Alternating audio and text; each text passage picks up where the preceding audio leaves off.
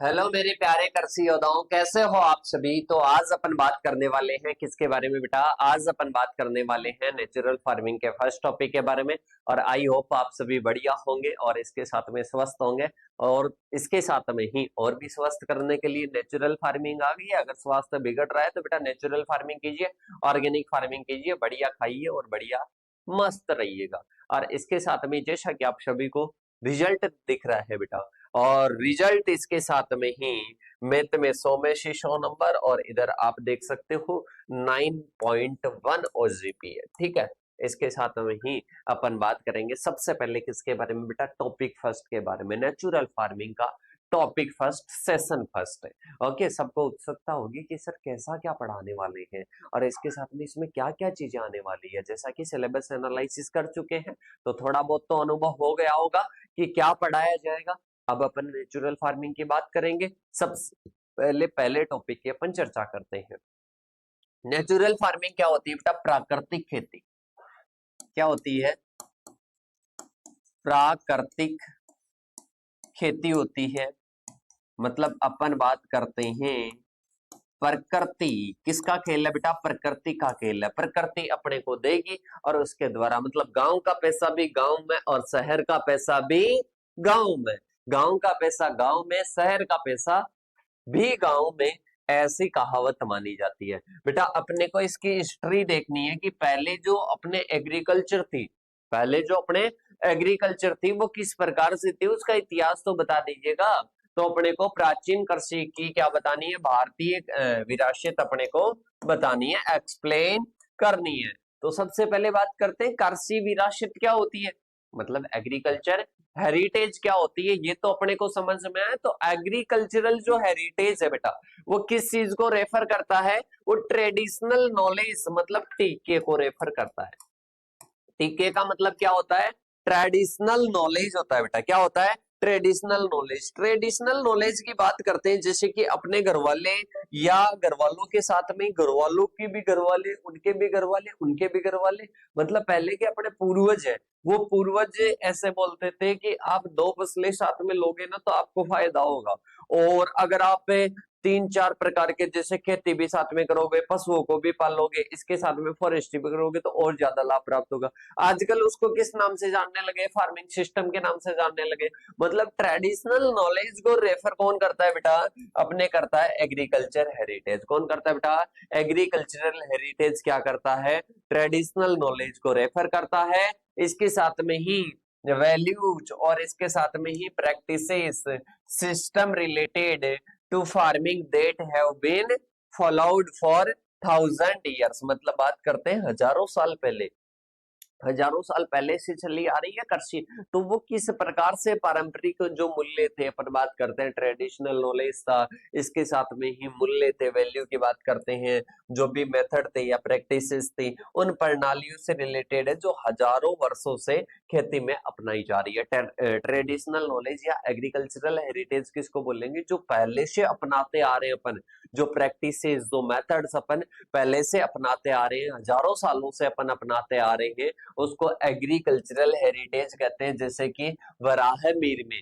वराहमिहिर में वरत संहिता में किसकी जानकारी मिलती है बेटा, अरे किसकी जानकारी मिलती है कि सर अपने को इसमें जानकारी मिलती है, अपने किसकी जानकारी मिलती है, मौसम पूर्वानुमान की जानकारी मिलती है, वेदर फोरकास्टिंग की जानकारी मिलती है। तो वेदर फोरकास्टिंग की जानकारी अपने को कहां से मिली, वराहत संहिता से, मतलब बात करते हैं वराहमिहिर से अपने को जानकारी मिली। मतलब हजारों सालों पहले से जो खेती में कौन कौन सी पद्धतियां अपनाई जा रही थी, कौन कौन सी प्रैक्टिसेस अपनाई जा रही थी, उनकी जो जानकारी मिलती है उसको कृषि विरासत कहते हैं, एग्रीकल्चरल हेरिटेज कहते हैं।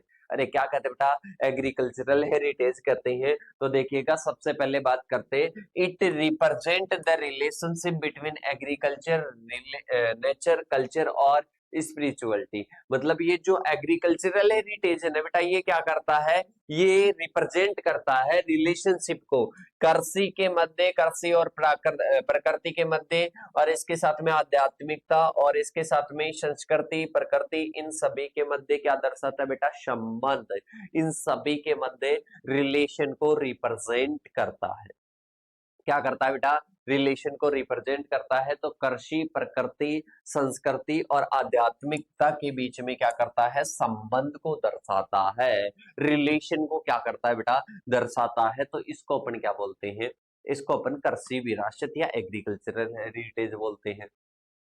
It includes farming without chemicals, मतलब इसमें बेटा क्या होता है, इसमें केमिकल, मैंने कहा था, मैंने पहले ही बता दी थी कि natural farming is the chemical free farming but based on live stock, मतलब ये क्या है बेटा, केमिकल से फ्री है। केमिकल से फ्री तो ऑर्गेनिक भी अपने, इसकी मेन विशेषता क्या है, using using cow based input, मतलब गाय पर आधारित, मतलब गाय के जो भी उत्पाद है और के नहीं लेते हैं, लाइव स्टॉक में भी किसके लेते हैं, गाय के उत्पादों को काम में लेते हैं। ये अपने पास में क्या हो जाती है, नेचुरल फार्मिंग। मतलब बात करते हैं, it includes farming without chemicals, मतलब केमिकल्स के बिना खेती की जाती है। पर इसमें क्या यूज करते हैं बेटा, इसमें काउ बेस्ड इनपुट अपन काम में लेते हैं, मतलब गाय पर आधारित है, गौ वंश पर आधारित, गौ वंश पर आधारित अपन क्या लेते हैं बेटा, इनपुट अपन क्या लेते हैं, काम में लेते हैं। तो ये अपने क्या हो जाएगा, it includes farming without chemicals using cow based inputs, और इसके साथ में सीड सेविंग, इसके साथ में नेचुरल इरिगेशन, और इसके साथ में वर्शिप ऑफ लैंड, और इसके साथ में क्या आ जाएगा, एनिमल्स आ जाएगा। मतलब अपन बात करते हैं ये रसायनों के बिना क्या है बेटा, खेती है। गाय पर आधारित इनपुट्स का इसमें क्या करते हैं, प्रयोग करते हैं। बीजों को सुरक्षित रखते हैं। प्राकृतिक सिंचाई, भूमि व पशुओं की क्या करते हैं, पूजा को इसमें शामिल किया जाता है। तो ये अपने क्या है बेटा, नेचुरल फार्मिंग है। मतलब नेचर, स्पिरिचुअलिटी, इन सभी में क्या है, एक प्रकार का रिलेशन है नेचुरल फार्मिंग। तो आप सभी को समझ में आया। विदाउट केमिकल फार्मिंग होती है but based on cow based input, मतलब जो गाय के पर आधारित जो भी इनपुट्स होते हैं वो अपन काम में लेते हैं। और इसके साथ में ही सीड को सेविंग किया जाता है। पहले वाली कोई फसल है तो उसके सीड को सेविंग किया जाएगा और फिर इसके बाद में आगे उससे क्या की जाएगी, खेती की जाएगी। तो ये अपने पास में क्या है बेटा, ये अपने पास में डेफिनेशन आती है, और डेफिनेशन आगे और चर्चा करेंगे, पर आपको नॉर्मल समझ में आ गया। Development of agriculture in ancient India, मतलब कैसे इनका डेवलपमेंट हुआ। मतलब अपन बात करते हैं कृषि विरासत, कृषि विरासत में अपन बात करते हैं कि किस प्रकार से इसका विकास हुआ। जो एग्रीकल्चर आज अपन कर रहे हैं वो कैसे धीरे धीरे डेवलप हुई, कैसे उसका विकास हुआ धीरे धीरे, ये अपने को चर्चा करना है। तो देखिएगा, सबसे पहले अपने को किसके बारे में देखना है, सबसे पहले अबाउट 70% ऑफ प्रतिशत of population in our country is dependent on agriculture और एग्रो इंडस्ट्रीज। मतलब अपन बात करते हैं अपने एग्रीकल्चर सेक्टर में 70% जो अपने पॉपुलेशन है वो किस पर डिपेंड है बेटा, वो एग्रीकल्चर और एग्रो इंडस्ट्रीज पर डिपेंड है। मतलब कृषि उद्योग और कृषि पर डिपेंड है अपनी 70% जनसंख्या। कितनी है बेटा, 70% जनसंख्या। अपन बात करते हैं जो अपनी भारत देश है, भारत देश में पहले से मतलब प्राचीन काल से ही क्या करते आ रहे, खेती करते आ रहे हैं। इसको क्या माना जाता है, इसको कृषि प्रधान देश माना जाता है। क्या माना जाता है बेटा, कृषि प्रधान देश भी इसको माना जाता है। किसको माना जाता है, अपने भारत को। इसके बाद में है on studying ancient texts of India like Vrikshayurveda, इसके साथ में कृषि पाराशर, कृषि सूक्ता, इसके साथ में ही बात करते हैं अपने आता है Atharvaveda, Rigveda. It becomes clear agriculture had a special place in India since ancient. मतलब भारत के जो भी अपने प्राचीन ग्रंथ है, जैसे वृक्षायुर्वेद हो जाएगा, कृषि पाराशर हो जाएगा, कृषि सूक्त हो जाएगा, इसके साथ में ही अथर्ववेद हो जाएगा, ऋग्वेद हो जाएगा। ये क्या है बेटा, ये अपने पहले से मतलब भारत के क्या है, प्राचीन ग्रंथ है, जिनके अध्ययन से अपने को पता चलता है, जिनके अध्ययन से अपने को पता चलता है, स्पष्ट होता है कि प्राचीन काल से ही कृषि को भारत में विशेष स्थान प्राप्त था। मतलब एक क्या था, एक विशेष स्थान था कृषि का भारत में। कैसे पता चलता है, अपने जितने भी प्राचीन ग्रंथ है उन प्राचीन ग्रंथों को आज भी उठाकर देखते हैं। ऋग्वेद में, अथर्ववेद में भी बताऊंगा कि इनमें किस किस की जानकारी जानकारी मिलती है। तो आज भी अपने को लगता है कि पहले भी अपना भारत कृषि प्रधान देश था और आज भी क्या है, कृषि प्रधान देश है। क्या है बेटा, कृषि प्रधान देश है। इसके बाद में बात करते हैं जो अपने एक डॉक्टर के एल मेहरा थे बेटा, डॉक्टर के एल मेहरा थे। डॉक्टर के एल मेहरा ने बताया, डॉक्टर के एल मेहरा ने बताया, उन्होंने एक खोज की और खोज कहां पर की, सरस्वती नदी के किनारे, सरस्वती नदी के किनारे की। और इसके साथ में ही उससे सिद्ध हुआ कि विश्व का पहला मतलब वर्ल्ड का फर्स्ट कंट्री था अपना इंडिया, जो कि क्या करता है बेटा, जो कि 2 फसलें एक साथ में लिया करता था। मतलब सबसे पहला देश है जो कि आज भी लेता है। पर अपन बात करते हैं सबसे पहला देश कौन सा है बेटा, सबसे पहला देश कौन सा है, 2 फसलें एक साथ उगाने वाला अपना भारत देश है। कौन है बेटा, अपना भारत देश है। बात करते हैं अपना इंडिया है। क्या है बेटा, अपना इंडिया है। और ये अपने को किसने बताया था, ये अपने FAO के क्या थे बेटा, फूड एग्रीकल्चरल जो ऑर्गेनाइजेशन है उसके क्या थे बेटा, एक्सपर्ट थे डॉक्टर के एल मेहरा, उन्होंने ये बताया था। और सरस्वती नदी के किनारे इन्होंने रिसर्च वगैरह की, उसके बाद में इनको पता चला था। तो ये भी लाइन याद रखना। इसके बाद में बात करते हैं हैंस इंडियन एग्रेरियन सिविलाइजेशन, और इसके साथ में ही बात करते हैं is regarded as the world most ancient civilisation. भारतीय कृषि सभ्यता को विश्व की सबसे प्राचीन सभ्यता माना जाता है। मतलब भारतीय जो कृषि सभ्यता है इसको विश्व की मतलब पूरे वर्ल्ड की सबसे प्राचीन मतलब ओल्डेस्ट क्या माना जाता है, ओल्डेस्ट इसको प्राचीन सभ्यता माना जाता है। ये आपको याद रखना है। इसके बाद में मनुष्य की अधिकांश आवश्यकताओं की पूर्ति कृषि के माध्यम होती है। अरे बेटा, रोटी, कपड़ा, मकान, ये 3 आधारभूत आवश्यकता है। तो रोटी तो भाई साहब सीधी की सीधी मिल जाती है, ठीक है। गेहूं बनाया और गेहूं से गेहूं उगाया, गेहूं उगाने के बाद में इसको क्या करेंगे, पीसेंगे, और पीसने के बाद में आटा बनाकर इससे गूंथ कर क्या बना लेंगे, खाना बना लेंगे। इसके बाद में अपने पास में आता है कपड़ा। कपड़ा के लिए कपास वगैरह की फसल होती है, तो वो भी कृषि पर निर्भर है। इसके साथ में मकान, मकान सीधा नहीं है पर किसान जब कमाएगा तभी तो मकान बना पाएगा। तो अपने बात करते हैं ज्यादातर रिक्वायरमेंट किसके द्वारा होती है बेटा, एग्रीकल्चर के द्वारा ही पूर्ण होती है। इसके बाद में आता है along with food, clothing, shelter, और इसके साथ में all the other necessities are fulfilled by agriculture और agriculture based industries। मतलब बात करते हैं भोजन, वस्त्र और आवास के साथ साथ में अन्य सभी आवश्यकताएं की पूर्ति भी किससे होती है, या तो एग्रीकल्चर से होगी मतलब कृषि से होगी, या फिर इसके साथ में ही एग्रीकल्चर बेस्ड इंडस्ट्रीज से होगी। तो ये आपको याद रखना है। इसके बाद में देखिएगा, बात करते हैं agriculture has played major role in state administration since ancient times. मतलब प्राचीन काल से ही राज्य प्रशासन में कृषि की क्या हुई है बेटा, एक महत्वपूर्ण भूमिका। ये अपने को एंसाइट मतलब पहले से अपने को पता चल रहा है कि ये कृषि प्रधान देश है, ठीक है। यही तो अपने को एग्रीकल्चर हेरिटेज में पढ़ना है। इसके बाद में देखिएगा आगे अपने पास में आता है महाभारत के सभा पर्व में, महाभारत के सभा पर्व में भाई साहब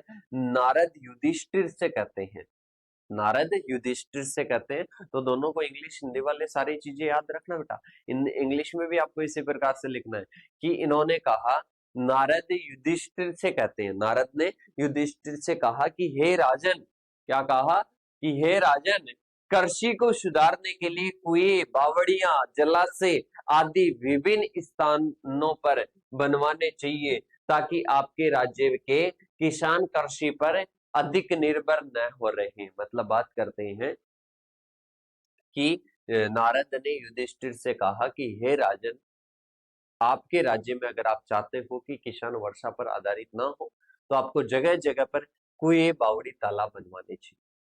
ये नारद ने पहले कहा था बेटा, ये नारद ने महाभारत के टाइम कहा था। तो बेटा क्या कहा कि हे राजन, आपको कृषि को सुधारने के लिए कुएं, बावड़ियां, जलाशय विभिन्न स्थानों पर मतलब जगह जगह पर आपको क्या करने चाहिए, बनवाने चाहिए। तो ये किन्होंने कहा बेटा, नारद ने युधिष्ठिर से कहा। इसके साथ में अपन बात करते हैं बेटा कनक कनक गेहूं को कहा जाता है, मतलब पहले कनक कहा जाता था गेहूं के, गेहूं का अपन आज इसको वेट बोलते हैं ना, इसको पहले कनक कहा जाता था। चावल को अक्षत कहा जाता था, चावल को अक्षत है, और गेहूं को कनक हो ही गया। इसके साथ में ही बात करते हैं जो जवार, इसके साथ में ही बात करते हैं तिल, और इसके साथ में श्रीफल नारियल को कहा जाता था। मतलब ये प्राचीन काल से ही ये फसलें अपन ले रहे हैं, तो इनका कुछ का तो नाम है, कुछ का ओल्डेस्ट नाम है। ठीक है, तो ये आपको याद रखना है, कई बार पूछा गया है कि अक्षत कौन सी फसल को पहले कहा जाता था, कनक किसको कहा जाता था। ओके, तो ये आपको याद रखना है। इसके बाद में अपन चलते हैं बेटा, नेक्स्ट अपने पास में आता था कि this proves that in India agricultural production existent even thousand of year. मतलब अपन बात करते हैं कि हजारों वर्ष पहले भी क्या होता था बेटा, एग्रीकल्चर का प्रोडक्शन होता था। ये अपने को पता चलता है किनके माध्यम से, कनक गेहूं के माध्यम से, इनके माध्यम से पता चलता है। इसके साथ में ही remains agriculture products have also been found among the archaeological, और इसके साथ में ही बात करते हैं remains of the civilisation of Mohenjodaro and Harappa. मतलब बात करते हैं मोहनजोदड़ो और हड़प्पा सभ्यताओं में पुरातात्विक अवशेषों में भी क्या होते हैं बेटा, कृषि उत्पादों के अवशेष। अभी अपन बात करेंगे कि क्या क्या मिलते हैं, तो कृषि उत्पादों के क्या मिलते हैं, अवशेष मिलते हैं। अब इन उदाहरण से अपन पता करेंगे कि किस किस में किसकी जानकारी मिलती है। सबसे पहले बात करते हैं बेटा ऋग्वेद में। ऋग्वेद में किसकी जानकारी मिलती है, एक तो अपन बात करते हैं इन्वायरमेंट की जानकारी मिलती है, एक फॉरेस्ट्री की, और इसके साथ में एक फार्म इक्विपमेंट की क्या मिलती है बेटा, जानकारी मिलती है, मतलब इंफॉर्मेशन मिलती है। अगर आपको पूछे कि ऋग्वेद में किसकी जानकारी मिलती है, तो ऋग्वेद में किसकी जानकारी मिलती है बेटा, एक तो पर्यावरण या इन्वायरमेंट की, एक वानिकी या फॉरेस्ट्री की, एक कृषि उपकरणों की मतलब फार्म इक्विपमेंट की क्या मिलती है बेटा, इंफॉर्मेशन मिलती है, मतलब जानकारी मिलती है। तो अपन बात करते हैं कि बेटा ऋग्वेद कब का है, ऋग्वेद में इनके बारे में बताया जाता था, इन्वायरमेंट के बारे में, फॉरेस्ट्री के बारे में, और इसके साथ में फार्म इक्विपमेंट के बारे में। तो अगर आपको पूछ ले कि ऋग्वेद में किसकी जानकारी मिलती है, निम्न में से तीन ऑप्शन दे दे, एक उपरोक्त सभी दे दे, तो उपरोक्त सभी करके आना है, और तीन कोई और दे दे, एक इनमें से दे दे, तो आपको क्या करके आना है, ये वाला सेलेक्ट करके आना है। इसके बाद में आता है द रिमेन्स ऑफ प्लो, मतलब बात करते हैं जुताई वगैरह, कल्टीवेटेड लैंड के बारे में, ग्रैनरीज मतलब जो भंडारण होते हैं, व्हील्ड कार्ट्स मतलब बात करते हैं पहिए वाली जो गाड़ियां होती है, मतलब अपन बात करते हैं हल प्लो की बात करते हैं। इसके साथ में ही बात करते हैं कृषि भूमि मतलब कल्टीवेटेड लैंड के बारे में। इसके साथ में अन्न भंडार जिनको ग्रैनरीज कहा जाता है। इसके साथ में पहिए वाली गाड़ियों के क्या मिलते हैं, अवशेष मिलते हैं। कहाँ पर मिलते हैं बेटा, ये मोहनजोदड़ो और हड़प्पा में मिलते हैं। कहाँ पर मिलते हैं, मोहनजोदड़ो और हड़प्पा पर मिलते हैं। तो ये आपको क्या रखना है बेटा, याद रखना है।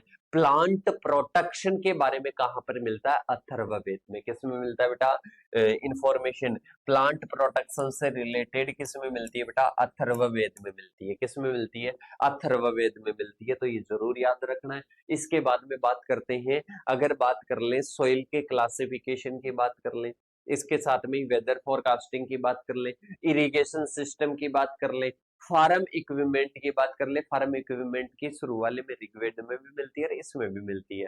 ठीक है, तो अपन सॉइल के क्लासिफिकेशन की बात कर ले, इरिगेशन सिस्टम की बात कर ले, और वेदर फोरकास्टिंग की जानकारी की बात कर ले, तो वराहमिहिर और इसके साथ में बृहत संहिता में इसकी क्या मिलती है बेटा, जानकारी मिलती है। वराहमिहिर और इसके साथ में बृहत संहिता में इसकी क्या मिलती है बेटा, जानकारी मिलती है। तो ये अपने पास में क्या होता है, ये अपने पास में सारे टॉपिक होते हैं, मतलब सारे टॉपिक की बात करते हैं कि अपने को पता चलता है। अपने को यही तो पूछ रहा है कि पहले से अपन क्या ये खेती करते आ रहे हैं, पहले से ये क्या ट्रेडिशनल नॉलेज है, तो इसको एग्रीकल्चर हेरिटेज या कृषि विरासत कहते हैं, पहले की जानकारी।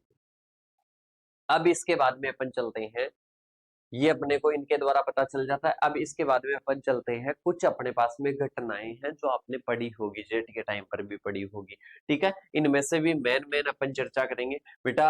1.5 मिलियन पहले मतलब 1.5 मिलियन पहले फर्स्ट ट्रू मैन होमो इरेक्टस इमर्ज हुआ। कहां पर बेटा, इंडोनेशिया या अफ्रीका में। ये आपको याद रखना है। इसके साथ में ही अपन बात करते हैं, नेक्स्ट अपने पास में आता है जिसमें आपको याद रखना है कि 3200 क्रो मैग्नन में आया। 3200 ईसा पूर्व क्या आया बेटा, ईयर से को क्या आया, ये अपने क्रो-मैग्नन मैन आया, होमोसेपियंस जिनको कहते हैं।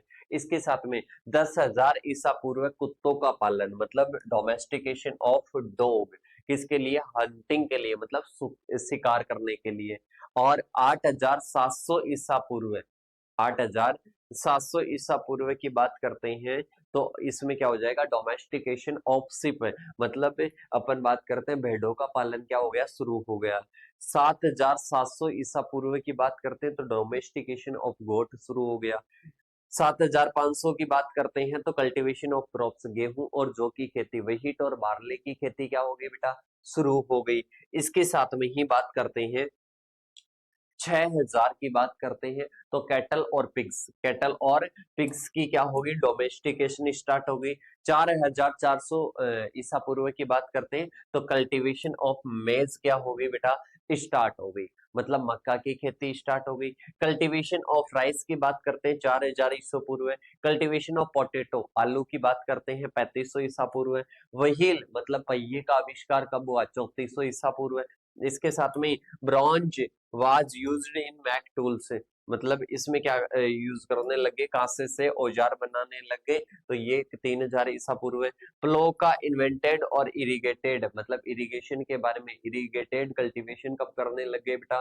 ये अपन करने लगे, बात करते हैं, ये आ जाएगा अपने 2900 बिफोर क्रिस्ट। इसके साथ में ही बात करते हैं इरिगेटेड फार्मिंग भी स्टार्ट साथ में हुई थी 2900 बिफोर क्रिस्ट। इसके बाद में आता है 2,700 domestication of silk moth start हो गया चाइना में। इसके साथ में 2,300 बिफोर क्रिस्ट की बात करते हैं कल्टीवेशन ऑफ चिकपी और पियर, और इसके साथ में मस्टर्ड और कॉटन आ जाएगा। इसके साथ में ही बात करते हैं 2,200 बिफोर क्रिस्ट की बात करते हैं तो डोमेस्टिकेशन ऑफ फाउल और बफेलो याद रखना है। और 1800 बिफोर क्रिस्ट पहले पूछे तो इसमें क्या याद रखना? कल्टीवेशन ऑफ फिंगर मिलेट, या इसके साथ में रागी आपको क्या रखना है बेटा? याद रखना है। तो ये अपने क्या है बेटा?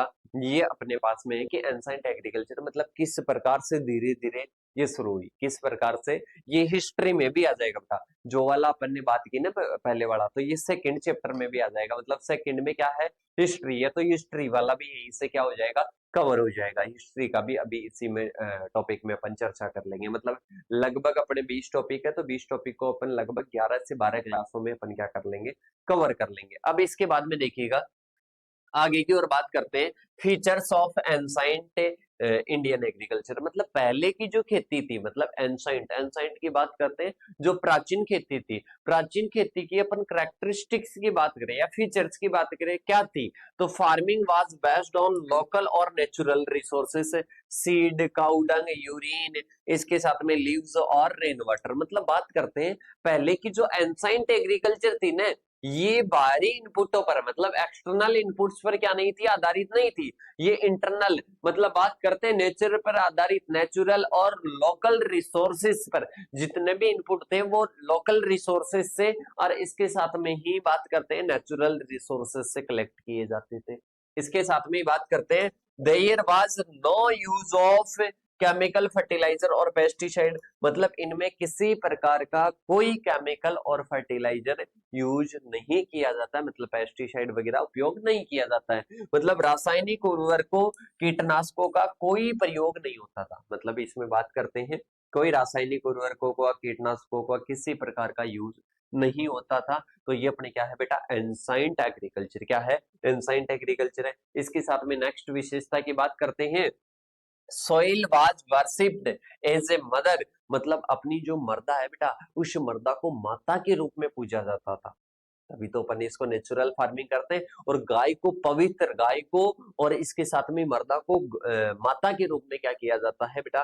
पूजन किया जाता था, मतलब एंसाइंट एग्रीकल्चर में। तो मिट्टी को माता के रूप में पूजा जाता था और गाय को पवित्र माना जाता था। इसके साथ में बात करते हैं फेस्टिवल्स, पोंगल, बैसाखी और मकर संक्रांति वर लिंक्ड एग्रीकल्चर, मतलब बात करते हैं पोंगल, बैसाखी और मकर संक्रांति जैसे, मतलब स्पिरिचुअल इसको बोल सकते हो। मतलब बहुत सारे, आपको पता है आज भी ऐसा होता है, आज भी बहुत सारे ऐसे धार्मिक उत्सव है जिनको एग्रीकल्चर खेती से क्या किया जाता है, जोड़ा जाता है। इसके साथ में ही farming was seen both duty and devotion, मतलब बात करते हैं एक कर्तव्य और भक्ति दोनों के रूप में इसको जाना जाता था, मतलब खेती को भक्ति और इसके साथ में बात करते हैं कर्तव्य, इन दोनों के रूप में देखा जाता था। ठीक है, तो ये एंसाइंट एग्रीकल्चर की क्या है, विशेषताएं। अब ट्रेडिशनल इरिगेशन सिस्टम की बात करते हैं। ट्रेडिशनल की बात करते हैं पारंपरिक, मतलब जो पहले से अपने क्या होता आ रहा है बेटा, पहले से अपन यूज करते आ रहे हैं, किसको यूज करते आ रहे हैं कि सर इरिगेशन सिस्टम को, उस इरिगेशन सिस्टम के बारे में अपन चर्चा करते हैं। जिससे कि बात करते हैं एंसाइंट इंडियन फार्मर्स डेवलप से सेवरल इंटेलिजेंट और इको फ्रेंडली इरिगेशन सिस्टम, मतलब अपन बात करते हैं अभी तो पर्यावरण के अनुकूल और इसके साथ में ही बात करते हैं प्रणालियां विकसित हो गई, किसके लिए, इरिगेशन के लिए। एग्जाम्पल्स की बात करते हैं तो एग्जाम्पल्स में बिहार में आहर पईन प्रणाली क्या की जाती थी बेटा, यूज की जाती थी खेतों में जल के वितरण के लिए। पहले किस प्रकार की यूज में, राजस्थान में खडीन सिस्टम आपने सुना होगा बेटा, वर्षा के जल को फसल के लिए क्या किया जाता था, संग्रहित किया जाता था। तो ये एंसाइंट इरिगेशन सिस्टम है कि खडीन के द्वारा, कहां पर, राजस्थान में, बिहार में अपन अहर पईन प्रणाली यूज में लेते थे। इसके साथ में स्टेप वॉल्स, मतलब उत्तरी जो भारत है उसमें क्या यूज में लिया जाती थी बेटा, बावड़ी। बावड़ी से क्या की जाती थी, सिंचाई, मतलब भूमिगत जल तक पहुंचने के लिए बावड़ी बनाई जाती थी, क्या, बावड़ी, और इसका प्रयोग किया जाता था फिर अपन कृषि में सिंचाई के लिए। इसके बाद में चलते हैं बेटा आगे की ओर, टैंक सिस्टम।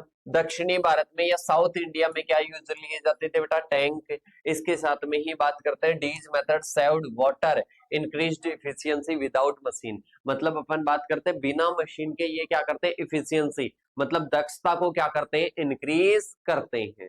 ठीक है, तो ये अपने पास में क्या है बेटा, इरिगेशन सिस्टम है। इसके बाद में टूल्स और टेक्निक्स, मतलब बात करते हैं अपने जो एंसाइंट एग्रीकल्चर है। एंसाइंट एग्रीकल्चर का मतलब क्या है, प्राचीन कृषि पद्धति।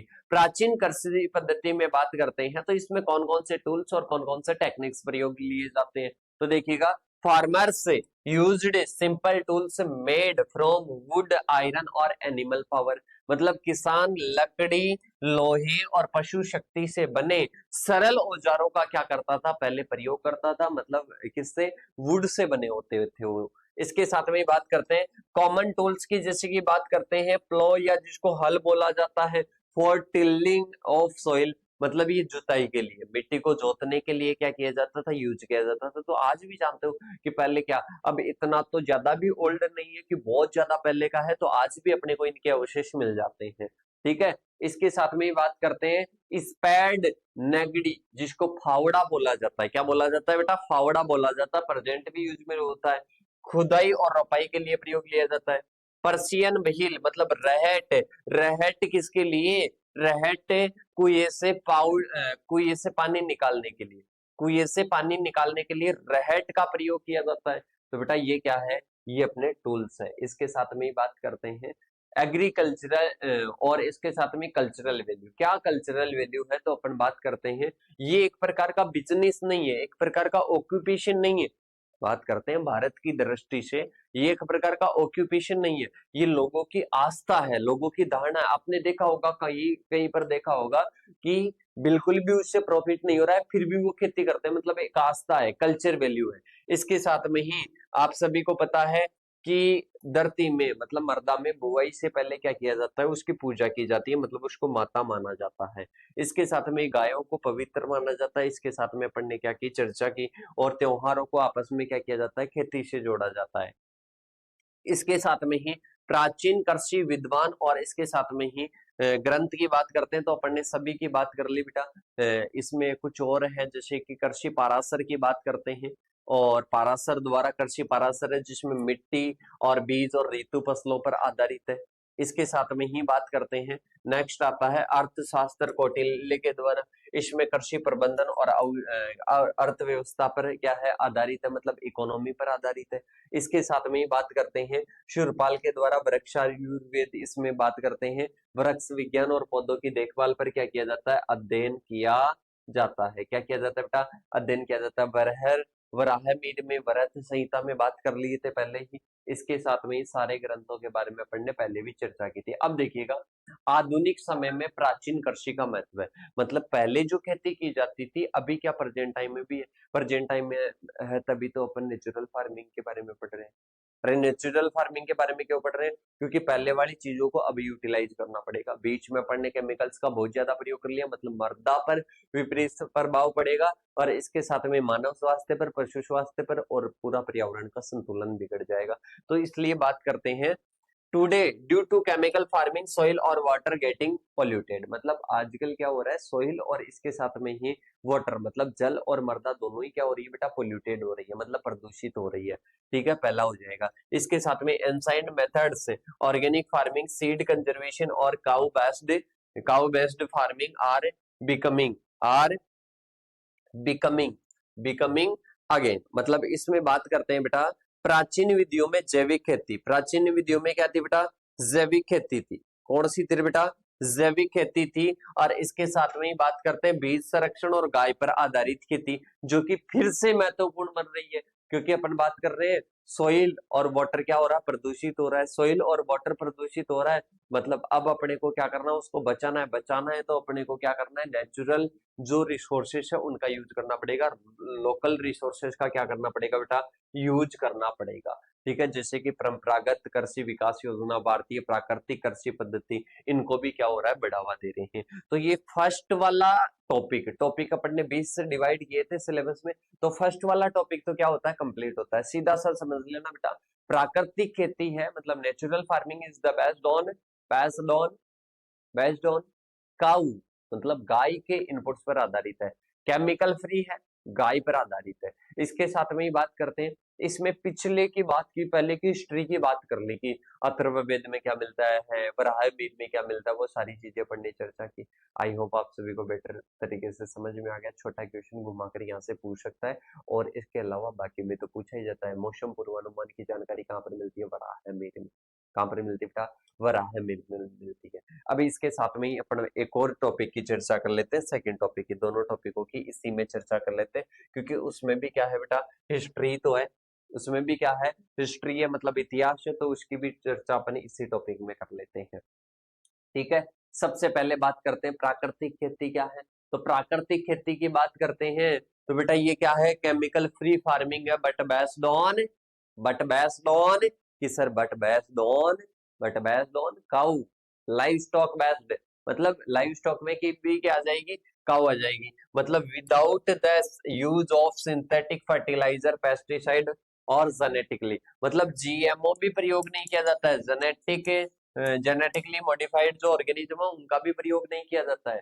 ठीक है, ये ओनली किस पर आधारित है बेटा, ये अपने ओनली नेचुरल और लोकल रिसोर्सेज पर, जो भी काउ बेस्ड पर आधारित है। ठीक है, तो डेफिनेशन की पहले भी चर्चा कर ली थी। इसके साथ में ही बात करते हैं आगे की ओर। इसमें क्या क्या यूज में लेते हैं, cow dung, cow urine, compost और क्रॉप रेसिड्यूज और लोकल रिसोर्सेज का प्रयोग करते हैं। मतलब गोबर का और गौमूत्र का, जैविक खाद का, और इसके साथ में फसल अवशेष और स्थानीय संसाधनों का, मतलब जो कि क्या है, नेचुरल इनपुट्स है, उन्हीं का क्या किया जाता है बेटा, यूज किया जाता है। इसके साथ में ही बात करते हैं ऑरिजिन ऑफ नेचुरल फार्मिंग, बात करते हैं नेचुरल फार्मिंग का ओरिजिन कब हुआ, मतलब इसकी उत्पत्ति कब हुई। तो बात करते हैं प्राकृतिक जो खेती है ना बेटा, नेचुरल फार्मिंग है, 1940 के दशक में, 1940 के दशक में जापान के एक थे बेटा मसानोबु फुकुओका, इनके कार्यों के माध्यम से वैश्विक पहचान मिली। मतलब बात करते हैं भाई साहब, ये बहुत ही इंपॉर्टेंट है, मसानोबु। और इसके साथ में बात करते हैं फुकुओका, ये क्या करते हैं बेटा, इनके द्वारा क्या मिली, एक बात करते हैं वैश्विक पहचान मिली, मतलब ग्लोबली रूप से इंट्रोड्यूस हुई नेचुरल फार्मिंग। ठीक है, अब इन्होंने क्या किया था वो भी अपन चर्चा करेंगे। इसके साथ में ही बात करते हैं, इन्होंने जो अपने वैज्ञानिक थे जापान के, इन्होंने कहा कि कुछ न करने की खेती करनी है अपने को, कुछ न करने की, दैट इज नेचुरल फार्मिंग, कुछ न करने की, दैट इज नेचुरल फार्मिंग। तो न तो निराई गुड़ाई करनी है, न रसायन यूज में लेना है, न जुताई करनी है, न निराई गुड़ाई करनी है, न रसायन और न ही खाद का प्रयोग करना है। मतलब इस प्रकार की खेती क्या है बेटा, न करने की खेती क्या है, नेचुरल फार्मिंग है। Fukuoka famous the book, Fukuoka की एक प्रसिद्ध बुक थी the one straw revolution, the one straw revolution, जो कि दुनिया भर के किसानों को क्या की बेटा, ये बुक क्या करती है, प्रेरित करती है। तो इन्होंने कुछ न करने की खेती की क्या दी थी बेटा, अवधारणा दी थी। इसके साथ में बात करते हैं कि ही बिलीव्ड, मतलब वे मानते थे, जो जापान के वैज्ञानिक थे, that nature is perfect और complete and human interface should be minimized। मतलब बात करते हैं जो प्रकृति है स्वयं में पूर्ण है, मानव को, मनुष्य को हस्तक्षेप नहीं करना चाहिए, कम से कम हस्तक्षेप करना चाहिए, कम से कम इंटरफेस करना चाहिए। ओनली जो नेचर है, नेचर अपने आप में क्या है बेटा, निपुण है, पूर्ण है। इसके बाद में अपन चलते हैं आगे की ओर। आगे आता है भारत में प्राकृतिक खेती की बात करते हैं। तो भारत में प्राकृतिक खेती पहले से ही अपन क्या करते आ रहे हैं, यूज में लेते आ रहे हैं। मतलब India has rich traditional farming system based on natural methods since ancient times. मतलब पहले से प्राचीन काल से ही क्या करते आ रहे हैं, अपन पारंपरिक कृषि प्रणालियों को यूज करते आ रहे हैं। मतलब बात करते हैं नेचुरल रिसोर्सेज को ही प्रयोग करते आ रहे हैं। इसके साथ में बात करते हैं इन वैदिक लिटरेचर में बात करते हैं, farming was described as a spiritual और नेचर कनेक्टेड एक्टिविटी। मतलब नेचर से कनेक्टेड खेती, और इसके साथ में ही बात करते हैं स्पिरिचुअल, मतलब धार्मिक। इस प्रकार की क्या है, वैदिक लिटरेचर में क्या मिलती है, जानकारी मिलती है। इसके साथ में ही बात करते हैं इसमें क्या क्या यूज में लेते हैं। आपको पता है गाय का गोबर हुआ, गौमूत्र हुआ, नीम, राख, ये अपन क्या लेते हैं, ज्यादातर प्रयोग लेते हैं। इसके साथ में ही कृषि पाराशर और इसके साथ में वृक्षायुर्वेद, मतलब बात करते हैं इनके बारे में अभी अपन ने चर्चा की थी, सुरपाल वगैरह सारी चीजें चर्चा की थी। अथर्ववेद में किसकी जानकारी मिलती है, ऋग्वेद में किसकी मिलती है, वो सारी चीजें इसी में भी लिखनी है बेटा। ट्यूशन अगर आए तो मिक्स में लिख सकते हो आप। और इसके साथ में रासायनिक खेती का उदय और उसके दुष्परिणाम 1960 के दशक में, 1960 के दशक में बात करते हैं, जब ग्रीन रेवोल्यूशन आई थी 1966-67 में, तब क्या हुआ बेटा, काफी सारे क्या करने लगे अपन, कृषि रसायनों का, मतलब केमिकल्स का प्रयोग करने लगे। अब वो केमिकल्स का क्या होने लगा, धीरे धीरे दुष्परिणाम उस टाइम नहीं दिखा, पर बाद में मृदाएं कैसी होने लगी, बंजर होने लगी। अब वो बंजर हो गई तो अपने को पता है कि अपने को खेती आगे कैसे करेंगे। अगर अपन मृदा को बंजर कर देंगे, आने वाली पीढ़ियां खेती कैसे करेगी। तो 1960 के दशक में हरित क्रांति के बाद में भारतीय जो कृषि है वो केमिकल्स पर डिपेंड होगी। किस पर, केमिकल्स पर डिपेंड हो गई। प्रोडक्शन तो बढ़ा, प्रोडक्शन तो इंक्रीज हुआ, लेकिन सॉइल की फर्टिलिटी डिक्लाइन हो गई। इसके साथ में ग्राउंड वाटर पोल्यूशन हो गया, इसके साथ में हेल्थ प्रॉब्लम्स आने लगी। तो ये अपने क्या हुआ बेटा, और इसके साथ में जो फार्मर्स है वो किस में फंसने लगे, वो कर्ज में डूबने लगे। किस में, कर्ज में। किस कर्ज में कैसे बेटा, केमिकल्स का प्रयोग करोगे तो केमिकल्स मार्केट से ही तो लेकर आओगे, तो उनमें क्या होने लगे, डूबने लगे। ठीक है, अब इसके बाद में चर्चा करते हैं आगे की ओर। सुभाष जी पालेकर भारत में प्राकृतिक खेती का, इन्होंने ऐसे मान लो कि एक पूरी एक क्या ले क्रांति ले है प्राकृतिक खेती के चक्कर में। ठीक है, बात करते हैं प्राकृतिक खेती के जनक भी माना जाता है इनको। ठीक है, अपने भारत की बात करें तो महाराष्ट्र के किसान और कृषि वैज्ञानिक सुभाष जी पालेकर ने रासायनिक खेती के दुष्परिणामों को स्वयं अनुभव किया कि ये इसके दुष्परिणाम है, और फिर नेचुरल फार्मिंग के बारे में बताया इन्होंने। बात करते हैं he studied traditional Indian methods और combined them with scientific observation. मतलब फिर इन्होंने क्या किया, एंसाइंट एग्रीकल्चर को पढ़ा और फिर साइंटिफिक स्टडी करके इनको क्या किया, कंबाइंड किया, और फिर नेचुरल फार्मिंग की क्या दी, जीरो बजट नेचुरल फार्मिंग की अवधारणा दी। उन्होंने 1990 के जो दशक था उसमें जीरो बजट नेचुरल फार्मिंग की क्या दी बेटा, अवधारणा दी। इसके साथ में ही बात करते हैं इनका उद्देश्य क्या था, कि मतलब एक तो लागत को, मतलब कॉस्ट कम से कम कर दो, कॉस्ट क्या कर दो, मतलब जीरो ही कर दो, कॉस्ट को क्या कर दो, जीरो ही कर दो और इसमें जीवामृत का यूज करो, बीजामृत का यूज करो, इसके साथ में मल्चिंग का यूज करो। वापसा, वापसा में क्या होता है, जल और वायु का संतुलन होता है। क्या होता है, जल और वायु का संतुलन। तो बात करते हैं जीवामृत, बीजामृत, मल्चिंग और इसके साथ में वापसा का क्या करो। ये 4 पिलर ऑफ नेचुरल फार्मिंग है। क्या है बेटा, इसके बारे में आगे भी चर्चा करेंगे। 4 पिलर ऑफ नेचुरल फार्मिंग क्या आ जाएंगे, 4 पिलर ऑफ नेचुरल फार्मिंग आ जाएंगे। इसके साथ में ही फिर इसके साथ में इनको धीरे धीरे क्या करने लगे, फिर ये जो सुभाष जी पालेकर ने बताया, इसके बाद में धीरे धीरे क्या करने लगे, इसका यूज करने लगे। और फिर ये क्या हो गया बेटा, लाखों किसानों के द्वारा ये खेती करने लगे। इसके बाद में बात करते हैं गवर्नमेंट के द्वारा कौन कौन सी पहल चला गई, मतलब बात करते हैं कौन कौन से मिशन चलाए गए जिसके द्वारा नेचुरल फार्मिंग बढ़ने लगी। तो अपन बात करते हैं, सबसे पहले क्या हो जाएगा, परंपरागत कृषि विकास योजना, भारतीय जो अपने प्राकृतिक कृषि योजना है, जीरो बजट नेचुरल फार्मिंग को, नेचुरल फार्मिंग जो मिशन है, इन्होंने क्या किया बेटा, इन योजनाओं ने धीरे धीरे जो नेचुरल फार्मिंग है इसको क्या कर दिया, वायरल कर दिया। क्या कर दिया बेटा, वायरल कर दिया। तो ये अपने क्या होती है, ये अपने एक पूरी हिस्ट्री होती है किसकी, नेचुरल फार्मिंग की। फिर अपन बात करें कि अभी वर्तमान में अपन बात कर रहे हैं क्लाइमेट चेंज हो रही है, इसके साथ में ही बात कर रहे हैं सोइल का हेल्थ बिगड़ रहा है, इसके साथ में ही बात करते हैं एनिमल हेल्थ भी ठीक नहीं है, और इसके साथ में ही ह्यूमन हेल्थ भी ठीक नहीं है। तो इसको सुधारने के लिए क्या हुआ बेटा, इसको एक समाधान के रूप में नेचुरल फार्मिंग को, इसको सॉल्व करने के रूप में नेचुरल फार्मिंग को क्या करने लगे, यूज करने लगे। तो आजकल बात करते हैं जो नेचुरल फार्मिंग है इसको सॉल्यूशन के रूप में जाना जाता है क्लाइमेट चेंज, सॉइल डिग्रेडेशन और फार्मर डिस्ट्रेस। इसके साथ में ही बात करते हैं आगे की ओर, और आगे अपने पास में आता है कि इसको बेटा अपन बात करते हैं, इसको टिकाऊ खेती के रूप में भी यूज में लिया जाता है, सस्टेनेबल एग्रीकल्चर। सस्टेनेबल एग्रीकल्चर क्या होता है कि मैं भी खेती करता रहूं और मेरी आने वाली पीढ़ियां भी खेती करे, दैट इज सस्टेनेबल एग्रीकल्चर। क्या है बेटा, सस्टेनेबल एग्रीकल्चर। मतलब इसको बोलते हैं कि मैं खेती करूंगा, आगे आने वाली पीढ़ियां करेगी, दैट इज सस्टेनेबल।